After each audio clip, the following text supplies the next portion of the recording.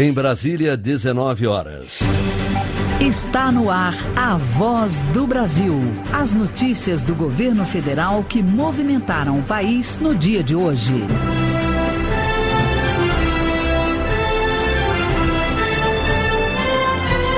Boa noite. Boa noite para você que nos acompanha em todo o país. Quinta-feira, 16 de fevereiro de 2017. E vamos ao destaque do dia. Ensino em tempo integral e formação técnica profissional dos estudantes. É o que prevê a lei do novo ensino médio, sancionada hoje pelo presidente Michel Temer.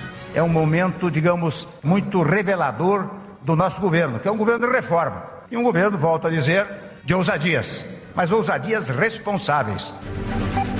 E você também vai ouvir na Voz do Brasil de hoje. Postos de saúde, creches. Em 7 meses, governo conclui 79 obras que estavam inacabadas. Outras 350 já foram retomadas. Vamos falar ainda de como iniciar o processo de regularização fundiária em áreas urbanas. Uma medida provisória já facilita esse processo. Nós conversamos com o Ministério das Cidades, que vai detalhar tudo para você. Essa nova lei diz que qualquer morador, de forma coletiva ou individual, pode requerer à prefeitura para que ela inicie o processo de regularização. A Voz do Brasil de hoje na apresentação de Gláucia Gomes e Ayrton Medeiros. E para assistir a gente ao vivo na internet, basta acessar www.voz.gov.br. Mais de 1 milhão de jovens de 17 anos que deveriam estar no 3º ano do ensino médio estão hoje fora da escola. E ainda de acordo com o Ministério da Educação, outros 1.700.000 jovens não estudam nem trabalham. É para tornar a escola mais atrativa e mudar essa realidade que o governo apresentou a reforma do ensino médio em setembro do ano passado. As mudanças já estavam valendo por terem sido apresentadas por medida provisória, mas hoje a reforma virou lei. Foi aprovada no Congresso e agora sancionada pelo presidente Michel Temer. Entre as mudanças estão a carga horária, que passa de 800 para 1.400 horas, criando o tempo integral. O jovem poderá optar pela formação técnica profissional dentro da carga horária do ensino regular.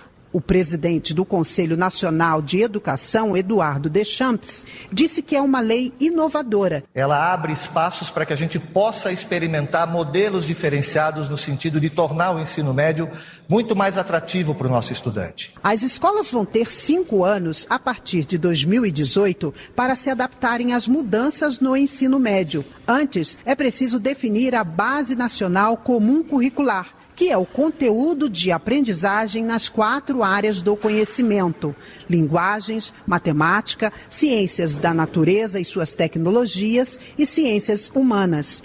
A expectativa do governo é que ela seja aprovada até o final deste ano. Durante a cerimônia de sanção do novo ensino médio, o ministro da Educação, Mendonça Filho, explicou que essas mudanças são discutidas há mais de 20 anos. Nós não podíamos, de forma alguma, estender e postergar por mais 1, 2, 3, 5 anos algo que já é praticamente consensual no meio educacional brasileiro, a necessidade de mudanças. O presidente Michel Temer destacou em seu discurso que a ousadia é uma marca do governo e que busca, com responsabilidade, fazer as mudanças necessárias. Este momento é um momento, digamos, Mendonça, muito revelador do nosso governo, que é um governo de reforma. E um governo, volto a dizer, de ousadias, mas ousadias responsáveis, ousadias necessárias para que o país possa crescer, para que o país possa prosperar. O estudante de uma escola pública de Ceilândia, no Distrito Federal, Matheus Henrique Pereira dos Santos, está no 3º ano do ensino médio e concorda com as mudanças. Vai ajudar o aluno, ele vai poder estudar as matérias com que ele escolheu. Como o aluno que escolhe engenharia, cursar engenharia, ele poderá focar mais em matemática e física, que serão as matérias que vão abranger o seu curso. Além da Base Nacional Comum Curricular, o novo ensino médio prevê a obrigatoriedade das disciplinas de língua portuguesa e de matemática ao longo dos 3 anos. Reportagem Mara Kenup. E essa reforma é reflexo da realidade de muitos brasileiros adultos que não sabem ler e nem escrever. O programa Brasil Alfabetizado quer mudar essa realidade. A ideia é alfabetizar mais de 250 mil jovens e adultos. E para isso, as prefeituras e estados interessados em participar do programa precisam se inscrever. O governo federal vai investir mais de 130 milhões de reais no programa. Olhar para as letras impressas no papel e se sentir como uma cega por não entender o significado delas. Essa percepção fez parte da vida da Gari Valniele de Araújo Dias por quase 40 anos. A situação começou a mudar no ano passado, quando ela participou de um curso de alfabetização promovido pela empresa em que trabalha em Brasília. Hoje ela sabe ler e escrever e pretende continuar com os estudos. Me ajudou muito em termos de tudo, agora eu já consigo ler, já consigo pegar um jornal e ver. Quando eu vim aqui para fazer a entrevista, eu tive bastante dificuldade, teve uma pessoa que me ajudou a preencher a minha ficha de entrevista. E agora se eu for para uma outra empresa e pegar um formulário, eu consigo ler direitinho. É uma coisa assim maravilhosa. Segundo o IBGE, no Brasil mais de 12 milhões de pessoas com mais de 15 anos não são alfabetizadas. Para mudar esse quadro, o governo federal oferece apoio técnico e financeiro aos estados e municípios por meio do programa Brasil Alfabetizado. O prazo para que estados, municípios e Distrito Federal façam adesão ao programa termina no dia 20 de fevereiro. Nessa edição, vão ser oferecidas 250 mil novas vagas para alfabetização de jovens e adultos acima de 15 anos, cerca de 50% a mais do que na última edição do programa. Valniele, com a experiência de quem venceu o analfabetismo, diz que não existe idade para começar a aprender. Nunca é tarde, que a primeira oportunidade que tiver, que agarre e que não solte. Onde tiver a oportunidade de voltar a estudar, que volta, que não vai se arrepender. Reportagem, Ney Pereira.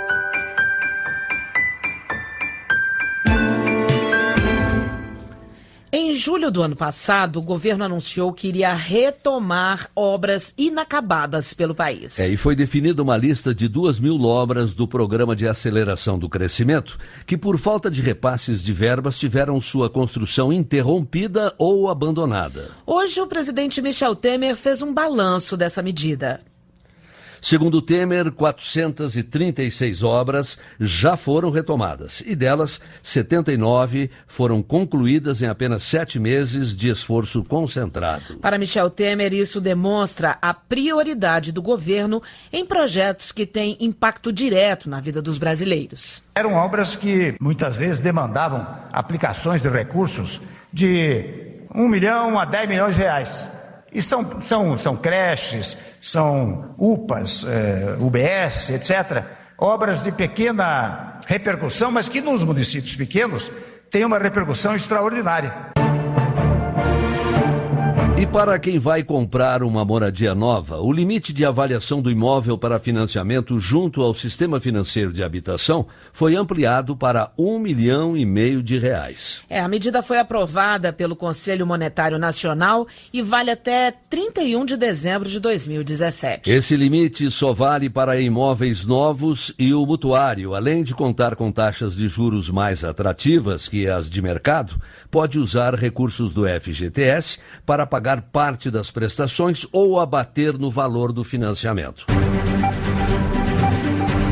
Hoje foi mais um dia de debates na comissão especial que discute a reforma da Previdência na Câmara. O assunto foi o regime de previdência dos servidores públicos, que atualmente tem regras diferentes da Previdência dos trabalhadores da iniciativa privada. Pela proposta do governo, as aposentadorias passam a ser iguais para os dois casos. No Brasil existem, em linhas gerais, 2 regimes de previdência, um para os servidores públicos e outro para os trabalhadores da iniciativa privada.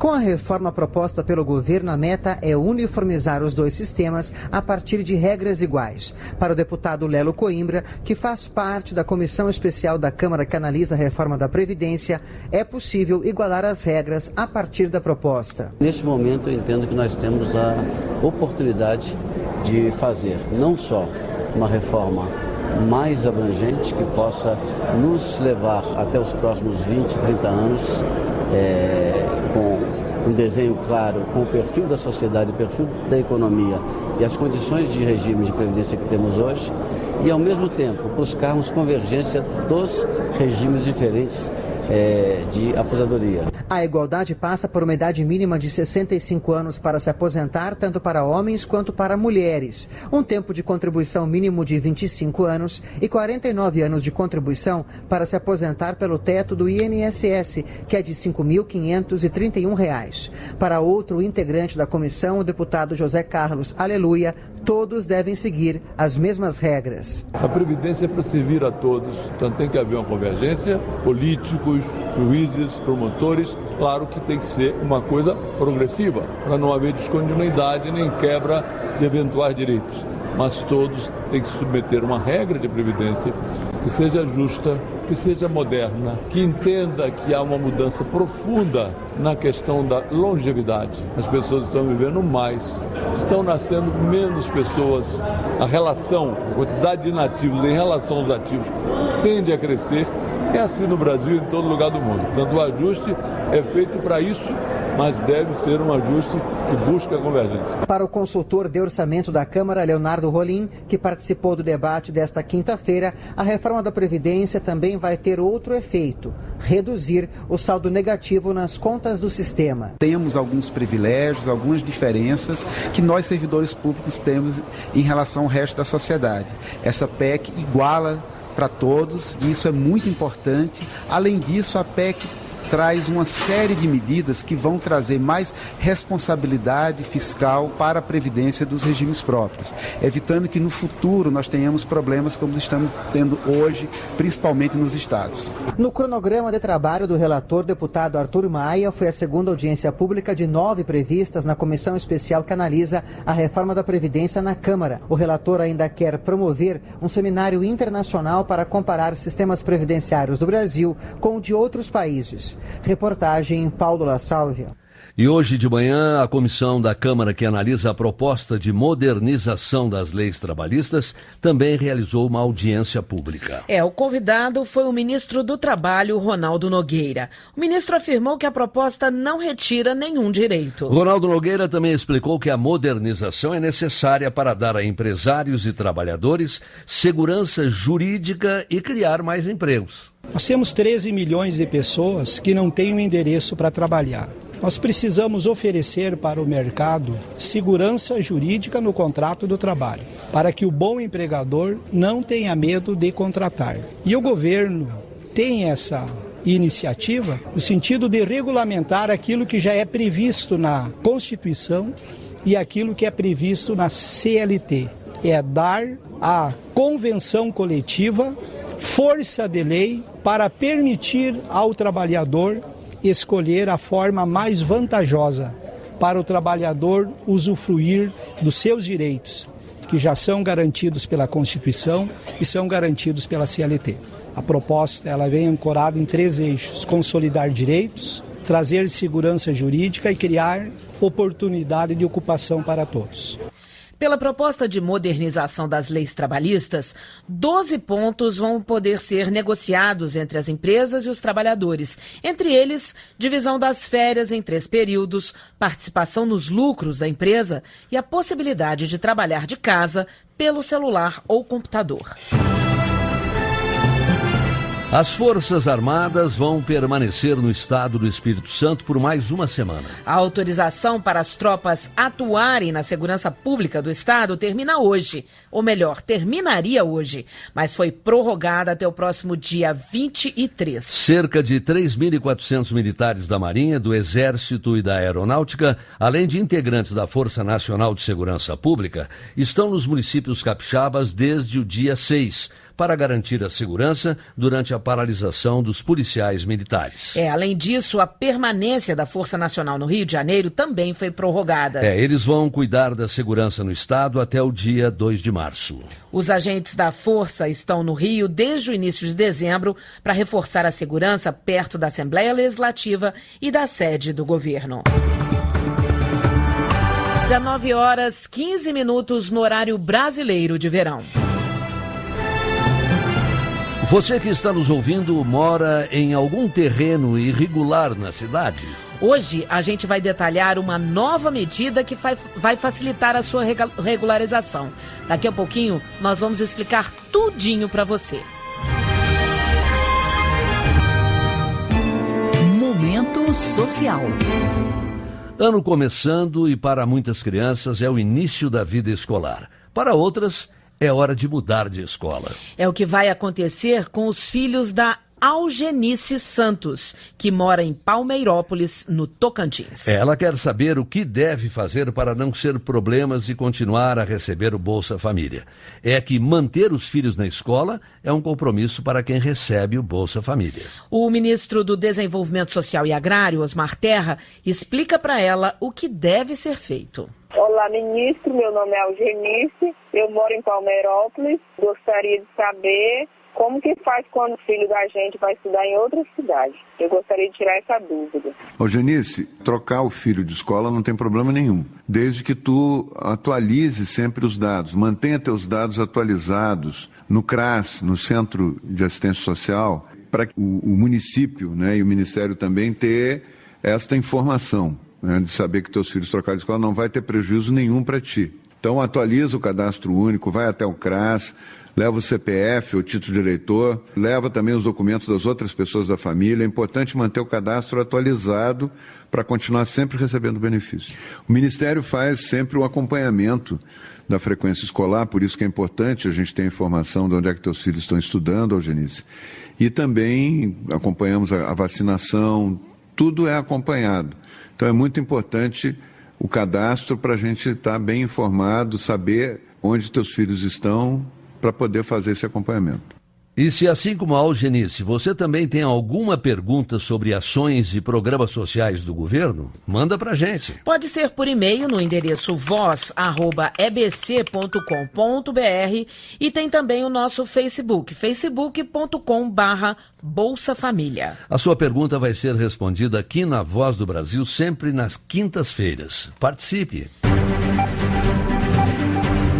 Quase 500 mil grávidas do programa Bolsa Família começam a receber nas próximas semanas os repelentes comprados pelo governo federal. O objetivo é prevenir a dengue, zika e febre chikungunya, doenças transmitidas pelo mosquito Aedes aegypti. Quase 16 milhões de frascos serão distribuídos em todo o país. Até o fim deste mês, os estados já terão os repelentes nas secretarias de saúde para repassar às prefeituras. De acordo com o secretário executivo do Ministério do Desenvolvimento Social e Agrário, Alberto Beltrame, o combate ao mosquito transmissor dessas doenças deve ser contínuo. Ele destaca a importância da entrega dos repelentes às mulheres mais pobres. Ajuda e coloca mais uma ferramenta nessa cesta de medidas que precisam ser tomadas, ajudando com que essas mulheres possam se prevenir do Zika, que é causador de doenças devastadoras que criam dificuldades permanentes em crianças. Beltrame ressaltou que as prefeituras conhecem melhor a situação das cidades e, por isso, ficarão responsáveis por definir a melhor forma para realizar a entrega dos repelentes. Ele vai verificar, dentre as suas estruturas, seja da saúde, seja da assistência social, qual o melhor local para fazer essa entrega. O uso de repelentes é uma ferramenta importante para a prevenção da microcefalia causada pelo Zika vírus e outras doenças transmitidas pelo Aedes aegypti, mas deve estar aliado com medidas que evitem a proliferação dos mosquitos, como evitar água parada em vasos de plantas, pneus e calhas de telhados. Reportagem André Luiz Gomes. Você na Voz do Brasil. Tirar todos os documentos e se tornar dono da casa onde mora com tudo certinho é o sonho de muitos brasileiros que vivem em casas irregulares. E desde o final do ano passado está mais fácil regularizar a moradia. Além disso, é de graça para quem não tem como pagar. O quadro Você na Voz de hoje vai explicar como fazer. Quem mandou a dúvida para a gente foi o nosso ouvinte Juscelino Ferreira da Rocha, lá do Piauí.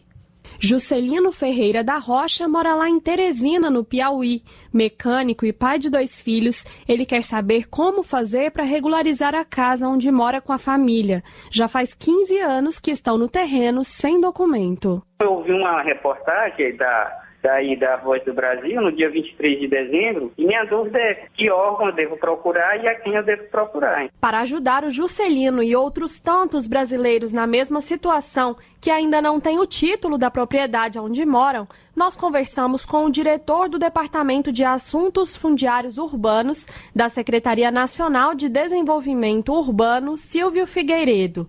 Ele explicou que todo esse processo ficou muito mais fácil. No final do ano passado, o governo federal autorizou uma medida provisória que está agilizando os procedimentos e reduziu os custos das ações de regularização fundiária em áreas urbanas do país.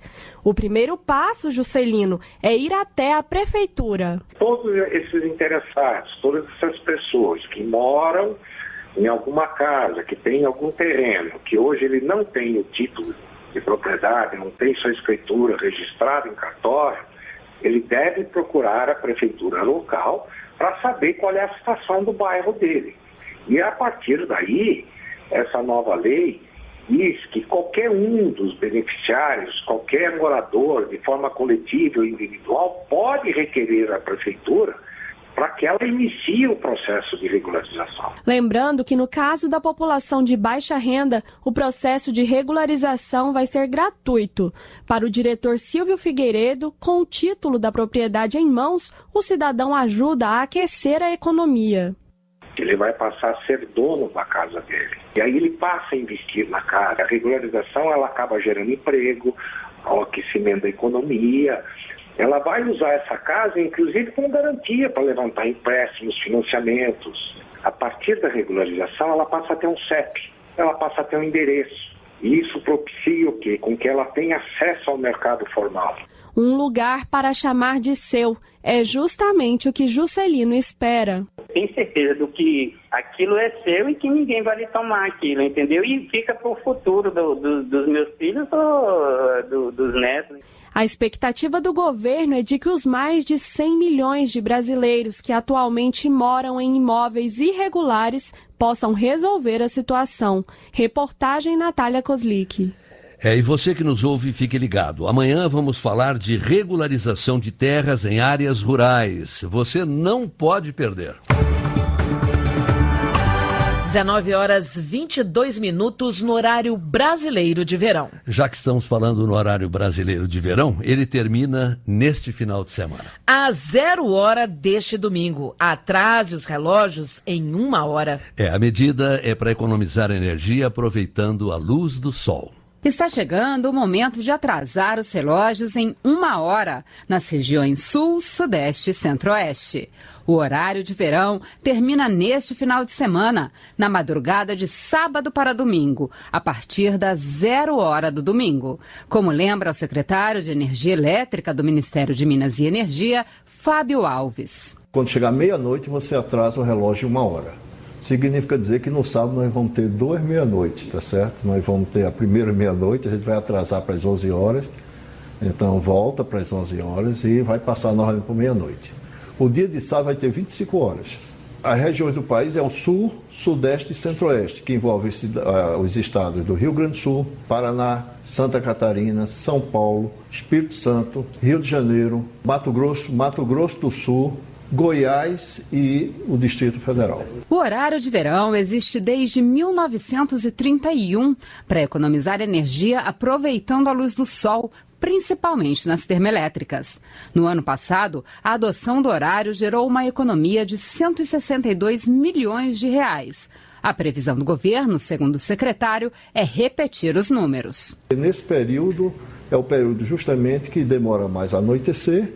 Então se aproveita essa luz natural para poder evitar acender luz. O pessoal usa mais a luz do dia e isso faz com que tenha uma economia de energia. Estima-se uma economia de 160 milhões de reais por conta dessa alteração de horário. Então, se você está nas regiões Sul, Sudeste ou Centro-Oeste, não se esqueça. Neste final de semana, na madrugada de sábado para domingo, atrase os relógios em 1 hora.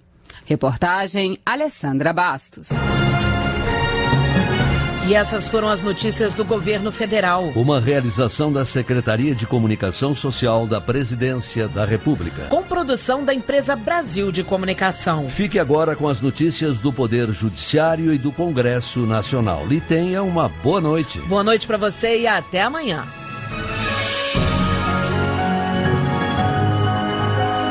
Brasil, ordem e progresso.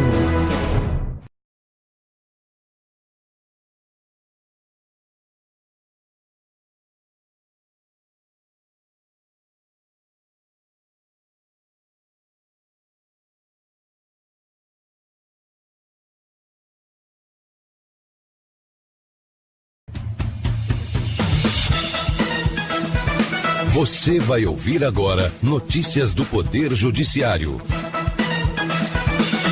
Supremo Tribunal Federal garante direito à indenização a presos detidos em condições precárias. Mulher pode alterar nome no registro de nascimento. Partidos têm tempo de propaganda cassado porque não promoveram a participação feminina na política. Agora em Brasília, 7h25. Boa noite, eu sou Uliana Gomes. E eu sou o Arthur Filho. Supremo Tribunal Federal decide que o poder público deve indenizar detentos encarcerados em unidades prisionais insalubres e com excesso de gente. Na sessão plenária de hoje, foi consenso entre os ministros que o sistema penitenciário do país sofre com um descaso estatal. Ricardo Viula. No caso, um homem condenado a 20 anos de prisão por latrocínio recorreu ao STF pedindo o recebimento de R$2.000 de reparação do Estado de Mato Grosso do Sul, devido às condições desumanas da cadeia superlotada onde ele cumpria a pena. O ex-presidiário disse que a falta de espaço na cela fazia com que ele dormisse apoiando a cabeça em um vaso sanitário. Hoje o homem está em liberdade condicional. Na decisão, o Supremo Tribunal Federal lembrou que o poder público tem o dever constitucional de garantir a integridade física e moral dos presos. Dever que, segundo o ministro Marco Aurélio, o Estado não pode descumprir com a justificativa de falta de verba. A partir do momento em que o Estado tem a custódia do cidadão, ele tem que observar o implemento de um ambiente que preserve a dignidade daquele que um dia voltará ao convívio social. O plenário do Supremo Tribunal Federal concluiu que a indenização deve ser paga em dinheiro. O caso tem repercussão geral, ou seja, a decisão vai servir de regra para o julgamento de processos semelhantes nos tribunais de todo o país.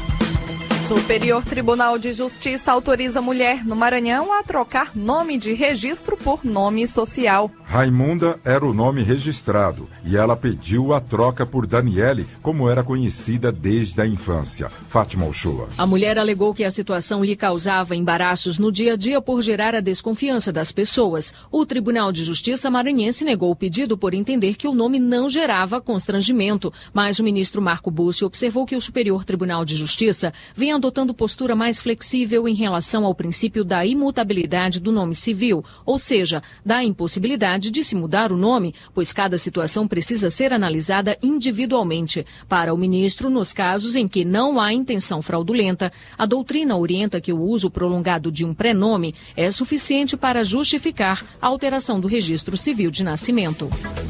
Tribunal Superior Eleitoral caça tempo de propaganda de 9 partidos políticos. O motivo é porque não promoveram a participação feminina em propagandas políticas. Giovana Cunha. A legislação determina que os partidos dediquem 10% do tempo da propaganda gratuita no rádio e na TV para incentivar a participação feminina na política. Agora, os partidos perderão proporcionalmente o tempo de propaganda que teriam direito no primeiro semestre de 2017.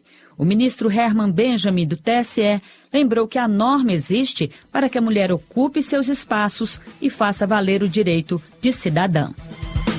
A empresa deve readmitir trabalhador demitido porque tem o vírus HIV. O trabalhador também deve receber R$10.000 de indenização. Lucas Scherer. Para assinar a carteira, a empresa exigiu a realização de exames admissionais, incluindo o teste de HIV. Passados 8 dias da apresentação dos exames, a empresa o dispensou sem justificativa. A Justiça do Trabalho da Paraíba entendeu que houve demissão discriminatória e, por isso, condenou a empresa de transporte.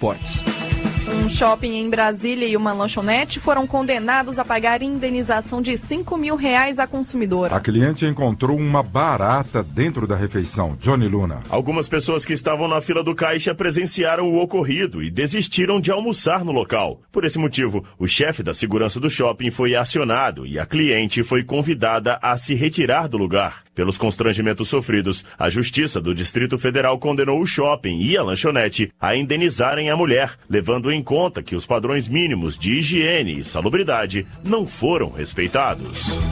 No Espírito Santo, o homem deve ser indenizado pelo vizinho em R$5 mil após ser exposto em redes sociais. O vizinho publicou foto do morador lavando o carro durante a vigência de uma norma que proibia a limpeza de veículos com mangueira. Para o juiz do caso, quando alguém observa condutas ilícitas, deve entrar em contato com as autoridades competentes e não difamar a pessoa na internet.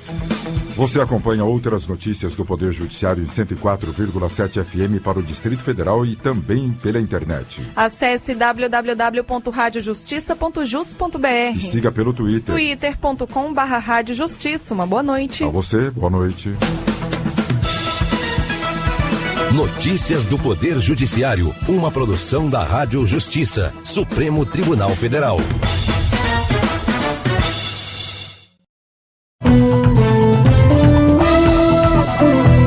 Está no ar, o Jornal do Senado.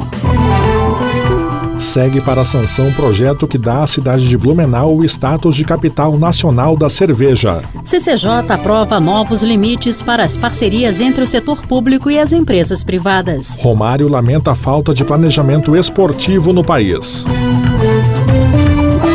Estes são os destaques de hoje do Jornal do Senado, que começa agora. Boa noite.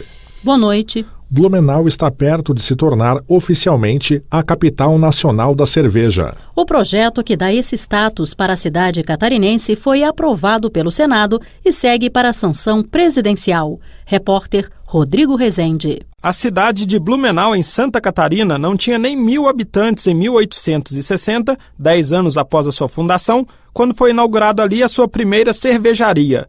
Atualmente são diversos locais de elaboração do produto, entre cervejarias industriais e artesanais.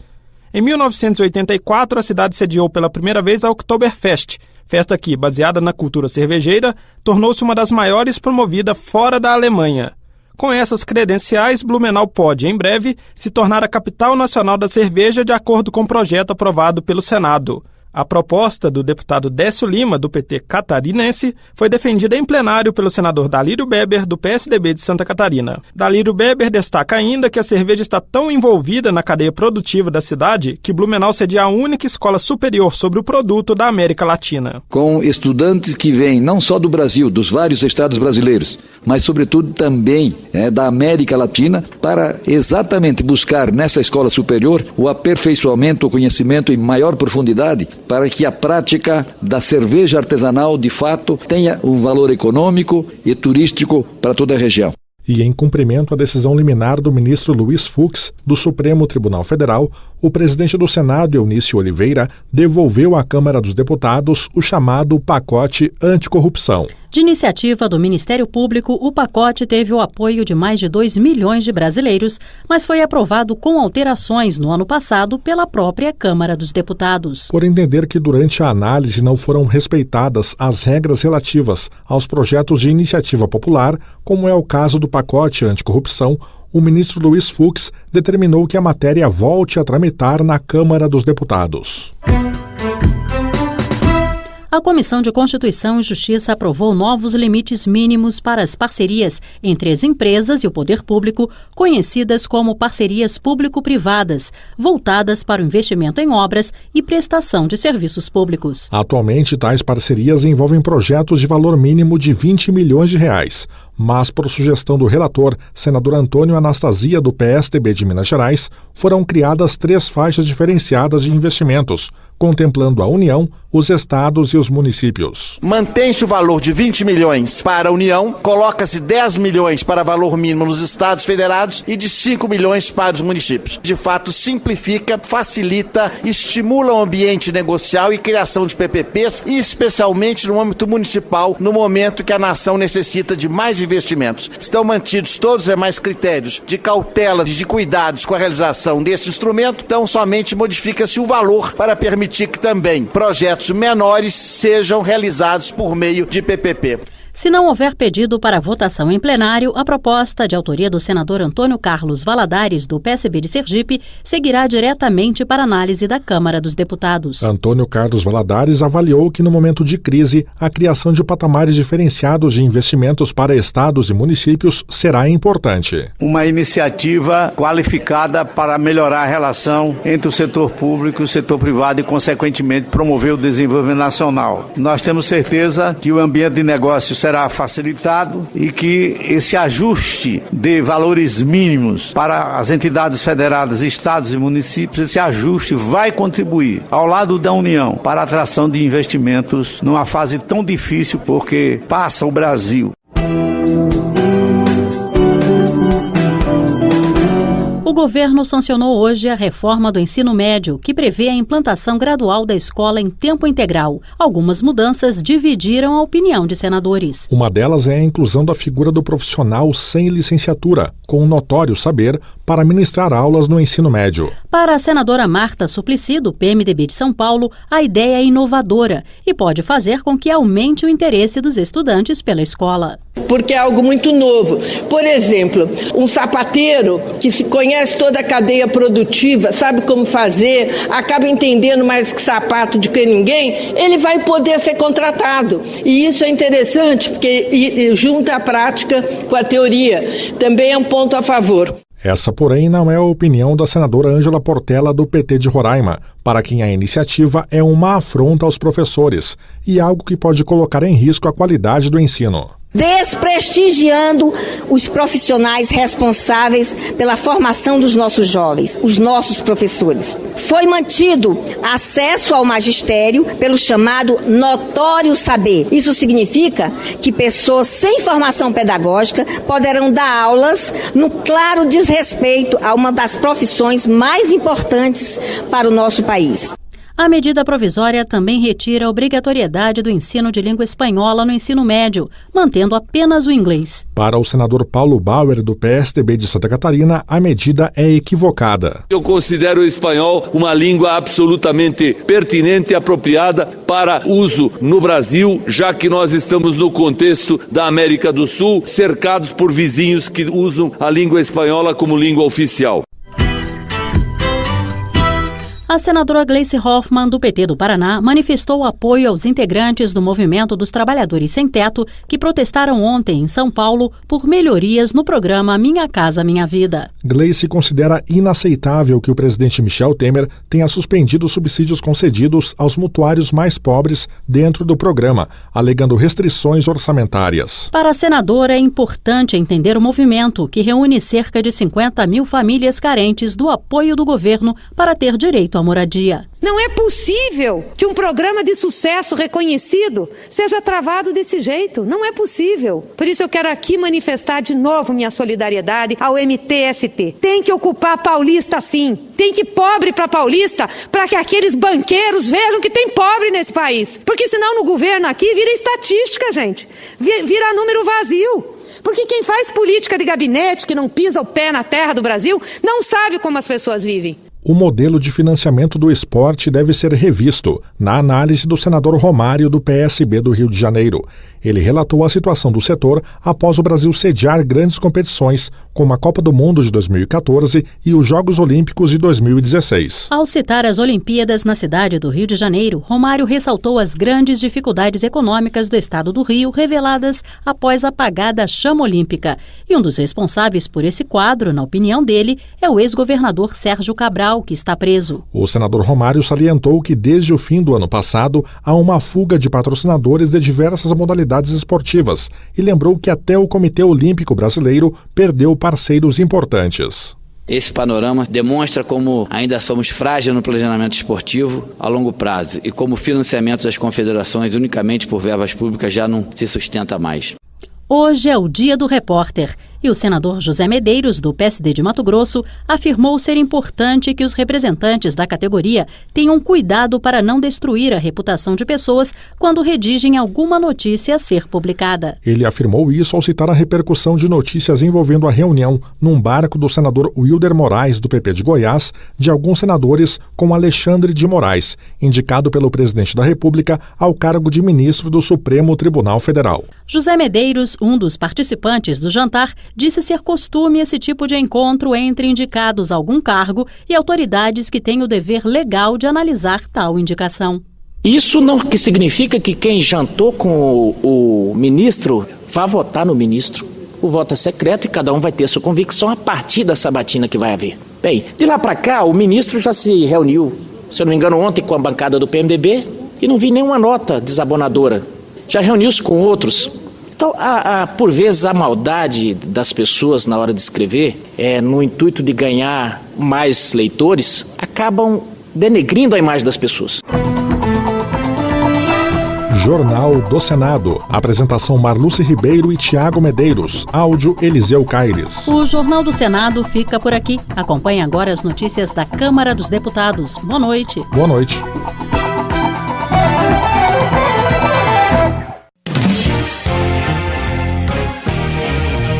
Jornal Câmara dos Deputados.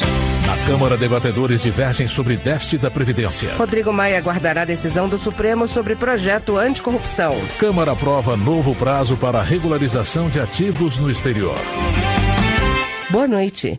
Foi aprovada pelo plenário da Câmara a proposta que permite uma nova rodada de regularização de patrimônio mantido ilegalmente por brasileiros no exterior. O texto permite a anistia de crimes como lavagem de dinheiro e evasão de divisas e impõe o pagamento de imposto de renda e multa. Acompanhe a reportagem. O projeto, que ficou conhecido como Nova Repatriação de Recursos, foi colocado em votação a pedido de governadores e prefeitos, que podem receber cerca de 8 bilhões de reais com a medida. No total, o governo espera arrecadar 30 bilhões de reais com imposto de renda e multa. O deputado Henrique Fontana, do PT Gaúcho, era contra a iniciativa. Este dinheiro é fruto de sonegação fiscal, que é um crime, e é fruto de evasão de divisas. Esse dinheiro ficou, às vezes, uma década, 15, 20 anos lá fora. Não gerou nenhum tributo dentro do Brasil. E agora, aqueles que não aproveitaram o primeiro momento que foi aberto, querem, mais uma vez, abrir para trazer esse dinheiro pagando apenas 35%. Isso é um escárnio perante um brasileiro que paga os seus impostos de forma correta. Mas o relator da proposta, deputado Alexandre Baldi, líder do PTN, disse que o texto não permite a participação de criminosos. Permite a regularização de ativos de recursos lícitos. Se há a possibilidade de qualquer membro, qualquer cidadão ou possível contribuinte de aderir ao programa e ali demonstrar a licitude dos seus recursos, com certeza eu creio que a Receita Federal do Brasil, ela poderá sim questionar essa licitude ou ilicitude para que o Ministério Público e o Judiciário tomem as medidas cabíveis com aqueles que aderirem. O ponto mais polêmico do texto era o que permitia incluir nessa regularização parentes de políticos, o que a lei atual proíbe. Vários parlamentares criticaram a iniciativa, dizendo que abria brecha para legalizar dinheiro obtido por meio de corrupção. Entre eles, o deputado Alessandro Molon, da Rede do Rio de Janeiro. Agora se quer aprovar um novo projeto de repatriação, no fundo, sejamos sinceros, para resolver um problema. O problema dos parentes de políticos que têm dinheiro no exterior ou não declarado e que precisa ser declarado. E é uma vergonha que essa casa se preste a esse papel, porque essa é uma atitude que vai ser repudiada pela população brasileira. O deputado Alberto Fraga, do Democratas do Distrito Federal, defendeu a inclusão de parentes. Nós estamos dizendo no texto que vai ser votado desse destaque que o marginal, o contrabandista, o traficante, ele pode repatriar dinheiro, mas o parente do político não pode. Gente, isso é de uma estupidez, isso não é razoável.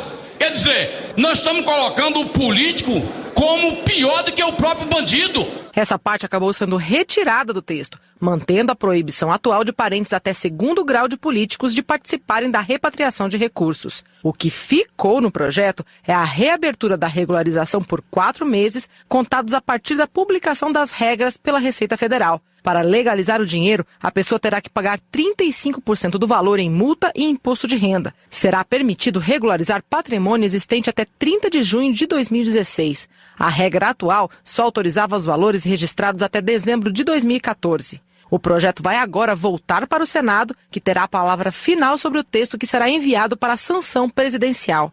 Da Rádio Câmara de Brasília, Dini Moraes. Economia. Segundo Fausto Pinato, do PP de São Paulo, a crise econômica se deve à falta de responsabilidade dos governantes com o dinheiro público. Para ele, o desenvolvimento do país só será retomado com o empenho dos políticos e da população. Fausto Pinato destaca que a educação e a segurança pública devem ter atenção especial do governo.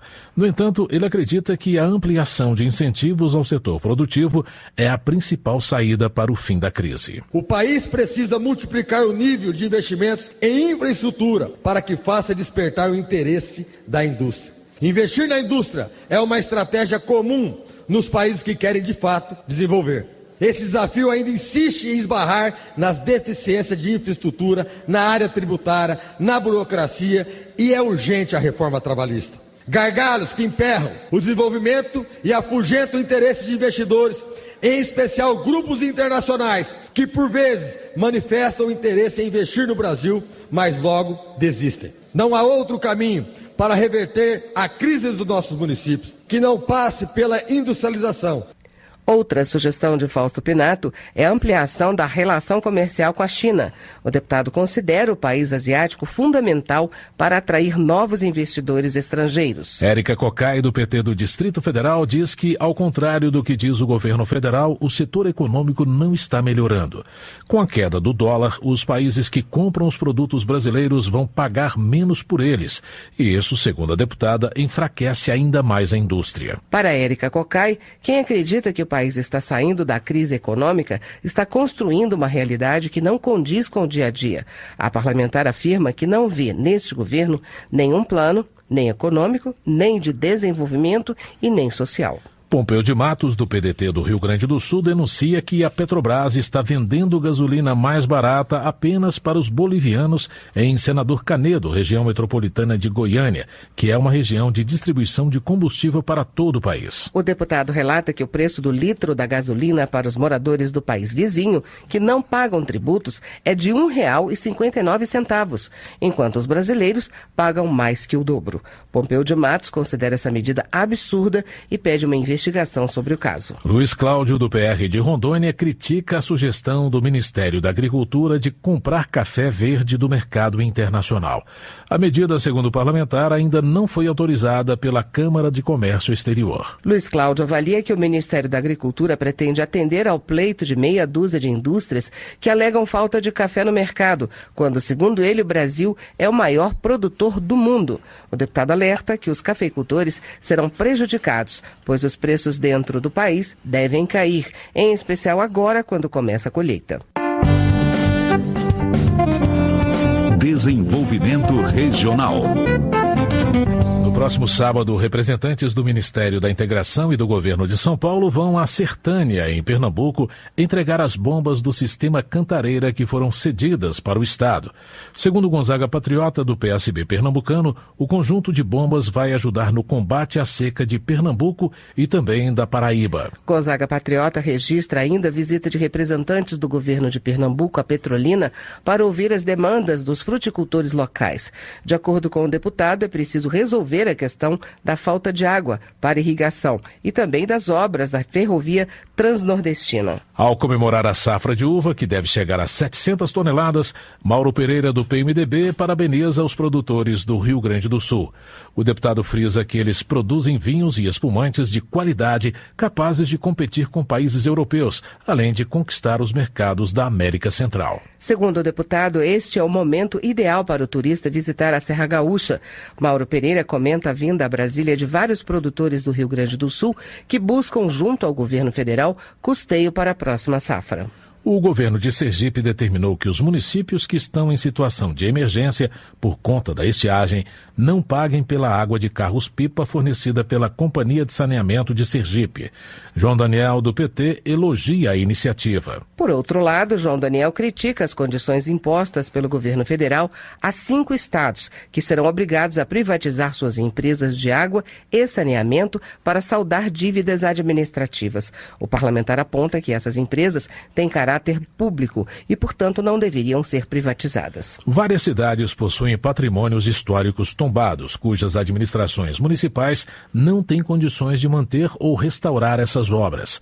Em razão disso, Severino Ninho, do PSB de Pernambuco, encaminhou um projeto de lei complementar sugerindo apoio a essas cidades. Pela proposta, os municípios que tiverem algum patrimônio histórico devem receber tratamento diferenciado na divisão do Fundo de Participação dos Municípios. Severino Ninho justifica que não é fácil para as prefeituras alocarem recursos para manter em condições de funcionamento os patrimônios tombados. Trabalho. A Comissão Especial da Reforma Trabalhista realizou hoje a primeira audiência pública. Celso Maldaner, do PMDB de Santa Catarina, destaca a presença do ministro do Trabalho, Ronaldo Nogueira. Segundo o deputado, a proposta não retira nenhum direito, mas procura dar segurança jurídica para os acordos coletivos negociados por empregados e patrões. Celso Maldaner destaca ainda que a reforma pretende criar mais competitividade para gerar empregos. Previdência. A existência ou não de um déficit nas contas da Seguridade Social dominou os debates na Comissão Especial da Reforma da Previdência. O secretário de Previdência Social, Marcelo Caetano, afirmou que algumas contas apresentam superávit até 2015 porque não incluem despesas importantes, como o déficit do sistema dos servidores públicos. A reportagem é da Rádio Câmara. Acompanhe. Os cálculos também não levariam em conta a retirada de 30% de algumas contribuições sociais, que é feita pela DRU, desvinculação das receitas da União. A DRU permite que parte dos recursos vinculados a uma área sejam usados em qualquer área. Deputados da oposição, como Jandira Fegali, do PCdoB do Rio de Janeiro, alegam que a Constituição não inclui servidores públicos na Seguridade Social e os recursos da DRU devem ser computados, porque eles continuam existindo no orçamento. Para Marcelo Caetano, seja qual for o cálculo, existe o problema do envelhecimento da população, que deve elevar o resultado negativo do regime geral de 8% do produto interno bruto para 18% em cerca de 40 anos. Sobre o conteúdo da reforma, Jandira Fegali criticou a ausência de uma discussão sobre a qualidade de vida dos segurados, que terão que contribuir por pelo menos 25 anos para se aposentarem aos 65 anos de idade, com 76% do valor do benefício. Segundo ela, o governo não fala de toda a realidade dos países europeus ao comparar idades mínimas. Quase 40% dos trabalhadores e trabalhadoras brasileiras não chegarão aos 65 anos de idade. Em compensação, na OCDE, isso é menor do que 20% essa possibilidade. Também a expectativa de vida do povo brasileiro, de vida saudável, é 10 anos menor do que a expectativa de vida saudável na OCDE. Para o deputado Marcos Pestana, do PSDB de Minas Gerais, porém, o sistema atual é injusto e insustentável. Segundo ele, a questão não deveria ser politizada, pois os argumentos do governo são matemáticos. Se a realidade não absorve minhas teses, pior para a realidade. E aí eu substituo a racionalidade por uma retórica vazia, por muitos decibéis acima do que é razoável falar, como se o argumento ganhasse consistência pelo volume da voz e pela gritaria, e por uma matemática de botequim. Tem alguém que acha que o país não está à beira do abismo? O secretário da Previdência Social, Marcelo Caetano, disse ainda que o país gasta muito com pensões e que é necessário proibir a acumulação de aposentadoria com pensão. Segundo ele, em 1992, 1 em cada 10 segurados acumulava esses dois benefícios. Em 2014, já são 3 em cada 10. A reforma também reduz o benefício da pensão de 100% para 60% do valor da aposentadoria, ou seja, poderá ficar menor que o salário mínimo. O ministro da Casa Civil, Eliseu Padilha, afirmou que caso a reforma não seja feita, o governo não poderá mais pagar investimentos e despesas na área social já em 2024, e diz que a confiança dos investidores no Brasil vem aumentando por causa das reformas. Da Rádio Câmara de Brasília, Silvia Minhato. Na avaliação de Assis Carvalho, do PT do Piauí, a reforma da Previdência proposta pelo governo federal favorece apenas a previdência privada. O parlamentar avalia que não há como um trabalhador rural contribuir por 49 anos para poder se aposentar com o salário integral. Para Assis Carvalho, da forma como está proposta, nem integrantes do próprio governo conseguem justificar a reforma da Previdência, que também tem sofrido rejeição por parte de deputados que integram a base governista. Ao avaliar que a Comissão Especial da Reforma da Previdência vai aperfeiçoar o texto enviado pelo Executivo, Roberto de Lucena, do PV de São Paulo, acredita que serão retiradas do projeto as partes que restringem os direitos dos trabalhadores. A expectativa do deputado é de que o bom senso prevaleça na busca de uma solução consensual. Roberto de Lucena destaca que houve uma procura pela aposentadoria nos últimos meses e isso pode tornar a Previdência deficitária. Isalci Lucas, do PSDB do Distrito Federal, ressalta que este é o momento de o Congresso fazer as mudanças que o Brasil precisa. Ele avalia que a reforma trabalhista da época de Getúlio Vargas está desatualizada diante das novas tecnologias. Em relação à reforma da Previdência, Isalci Lucas frisa que ela hoje é compartilhada, pois quem trabalha paga o aposentado. No entanto, essa realidade está se invertendo, o que, segundo ele, vai gerar uma situação insustentável no sistema previdenciário. Política. Presidente do Democratas do Maranhão e vice-líder do governo na Câmara, Juscelino Filho destaca a importância da política e dos partidos políticos para definir e garantir os projetos importantes para a população. Juscelino Filho também defende o debate na Câmara de temas como o estímulo tecnológico às indústrias farmacêuticas e também o combate ao crime praticado na internet. O deputado parabeniza ainda o esforço do governo federal em retomar o crescimento e o papel do Congresso nessa empreitada. Merece aplauso o esforço que o governo federal vem fazendo para sanear as contas e para reorganizar as finanças, de modo a criar condições favoráveis à retomada do crescimento do nosso país. E essa Casa do Povo tem muita responsabilidade nessa missão de garantir a normalidade institucional e a estabilidade econômica, através dos ajustes constitucionais impositivos e da aprovação das leis necessárias. Segurança Pública. Alberto Fraga, do Democratas do Distrito Federal, responsabiliza os governadores pela crise na segurança pública. Para o deputado, os gestores estaduais sabem que os policiais não podem fazer greve e que não tem nenhum sindicato para representá-los. Ele diz que de nada adianta um Estado saneado se não paga bem seus policiais. Alberto Fraga criticou a ameaça de punição aos policiais capixabas.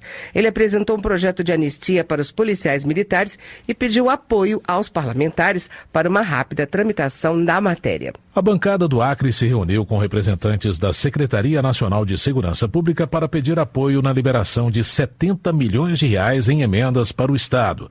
Léo de Brito, do PT, demonstra apreensão com a escalada da violência acriana. Nesta semana, segundo Léo de Brito, houve novos ataques ao patrimônio público, além do aumento no número de mortes.